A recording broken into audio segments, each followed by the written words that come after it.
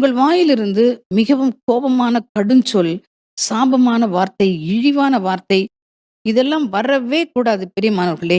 எப்பொழுதும் நீங்கள் கடவுளுடைய பிள்ளைகளாக இருப்பதால், உங்கள் வாயின் வார்த்தையிலே கவனம் செலுத்த வேண்டும். உங்கள் வாயின் வார்த்தை பிறர் கேட்பதற்கு பயனடையக்கூடியதாக, அவர்களை கட்டியெழுப்பக்கூடியதாக இருக்க வேண்டுமே தவிர, அவர்களை உடைத்து போடுவதாக இருக்கக்கூடாது. பிறருடைய இதயத்தை குத்தி ஊடுருவி உள்ளத்தை உடைக்கிற வார்த்தைகளாக இருக்கவே கூடாது.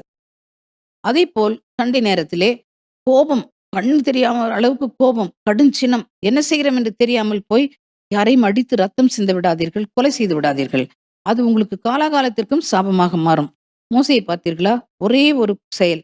அந்த ஒரு செயலால் அவருடைய வாழ்க்கை முழுசுமாக மாறி போய்விட்டது. ஆப்போசிட் ஆயிடுச்சு. அவருடைய எது எது அவர் அனுபவித்தாரோ அது எல்லாமே இல்லாமே அவருக்கு போய்விட்டது. அப்படி இருக்கக்கூடாது. அவசரப்பட்டு நீங்கள் அவதிப்படாதீர்கள். Praise Lord. Praise the Lord. அல்லேலூயா. Hallelujah. இந்த மோசேயை ஆண்டவர் மறந்து விடவில்லை.